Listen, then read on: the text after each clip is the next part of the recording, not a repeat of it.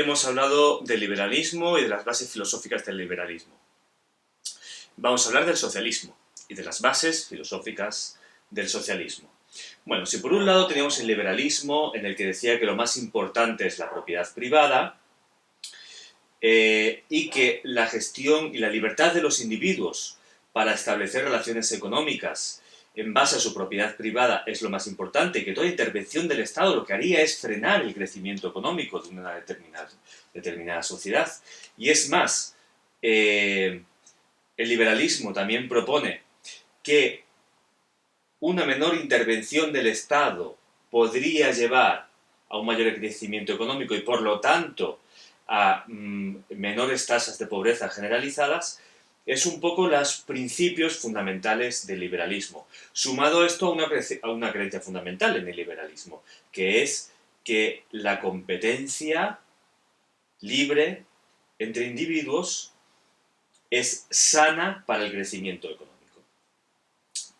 Y que además está marcada por la naturaleza, ¿vale? Pues eso es un poco el resumen del liberalismo. Digo esto para encadenar con el socialismo. Bueno, cuando hablamos de socialismo, estamos hablando de toda una corriente de pensamiento económico originada en un autor filosófico del siglo XIX alemán, Karl Marx. Karl Marx escribió justo a su compañero Engels el libro El Capital y el Manifiesto Comunista. Bueno, en muy resumidas cuentas, ¿qué extraemos o qué ha extraído el pensamiento económico y político de Marx? Pues ha extraído lo siguiente. Punto número 1. Las sociedades funcionan por la lucha de clases. Quiere decir que hay una clase que es la que tiene el capital, el dinero, el poder económico y también social. Otra clase que es dependiente de esta primera clase, que es la que tiene el poder económico. Ese es lo primero. Lo segundo, la historia ha avanzado en una lucha de clases, es decir, esta clase trata de arrebatarle el poder y el control social y económico a esta otra.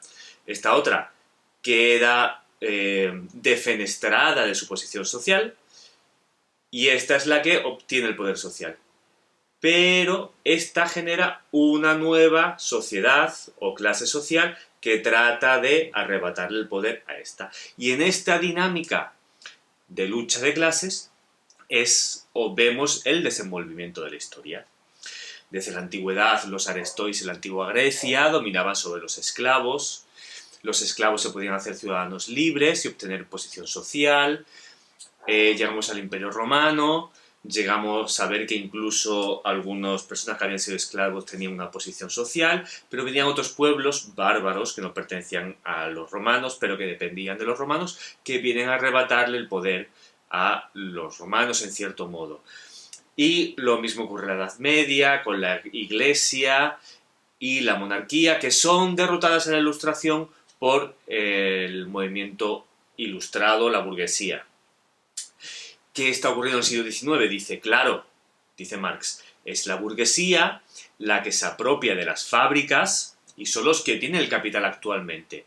¿Y cuál es la nueva sociedad o clase que debe encontrar su poder o su posición social?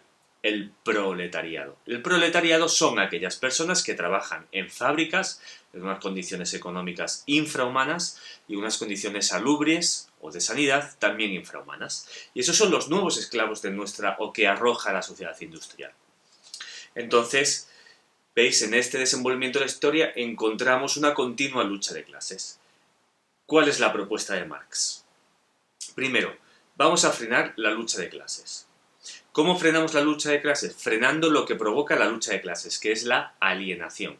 Alienación es desposeer a alguien de lo que es suyo. Al proletariado, ¿de qué le están desposeyendo? Le están desposeyendo del resultado de su trabajo. Es decir, alguien va a una fábrica, fabrica un producto, invierte muchas horas de su tiempo, incluso su propia vida, pero ese producto no le pertenece a él. Le pertenece al dueño de la fábrica y el dueño de la fábrica lo vende y obtiene beneficios con esa venta. Entonces, yo trabajo, pero el resultado de mi trabajo no es mío, es de otra persona. Y eso es lo que hay que cambiar, esa alienación. ¿Cómo cambiamos esa alienación? Aboliendo la propiedad privada. Nadie tiene propiedad. Y entonces las propiedades de un Estado, ¿a quién van a pertenecer? Pues a un Estado. El propio Estado gestiona las propiedades de toda la sociedad. ¿Es ese en el marxismo el punto final, la abolición de la propiedad privada y la gestión de un Estado de toda esa propiedad privada? No. El comunismo plantea la sociedad comunista, que es aquella en la que el Estado ya no tiene que gestionar la propiedad estatal porque no haría falta. ¿Y cómo es eso de que no haga falta? Bueno, llegaríamos a un punto en que hay una cogestión por parte de todos los individuos de la sociedad de las propiedades que pertenecen a esa sociedad, a esa comunidad, a ese Estado concreto y específico. Por lo tanto, vamos a hacer un repaso. Karl Marx propone que como la historia se ha desenvuelto en una lucha de clases, hay que parar esa lucha de clases. ¿Cómo paramos esa lucha de clases? Parando la alienación de la sociedad actual, que es la expropiación del producto del trabajo de los trabajadores.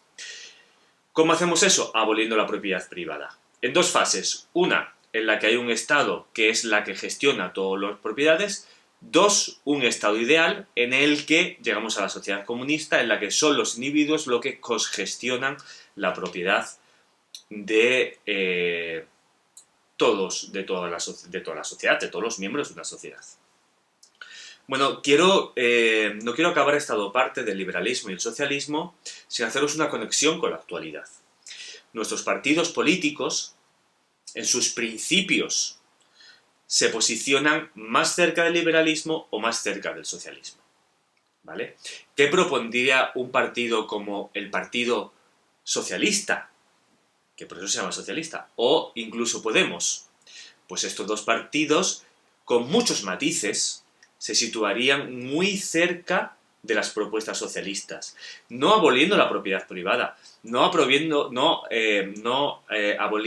el libre mercado, pero sí proponiendo una mayor intervención del Estado para evitar los problemas que provocarían el liberalismo.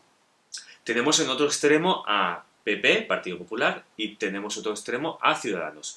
Ellos dos propondrían medidas liberales, en las cuales el Estado dejaría que la economía circulase más libremente. Siempre existe el dilema de la nacionalización.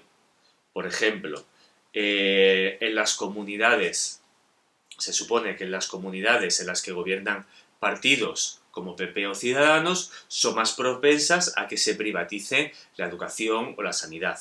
Existen esos modelos. Sin embargo, se supone, en teoría, que aquellas comunidades en las que gobiernan los partidos socialistas, como Podemos o el Partido Socialista Español, Obrero Español, tratarían de gestionar más recursos, con la intención de que se distribuyan más equitativos. Obviamente, ambos modelos tienen fallos. Todos los partidos políticos fallan estrepitosamente y constantemente en encontrar soluciones definitivas, perfectas y que garanticen la mayor felicidad de toda la sociedad. De momento, seguimos en la lucha, seguimos en ese interés de conseguir una sociedad más perfecta. Es un tema del que vamos a hablar en las utopías, así que vamos a ver en el siguiente episodio una revisión del tanto el liberalismo y el socialismo por los errores que han cometido, y luego vamos a hablar de las utopías y de estados ideales.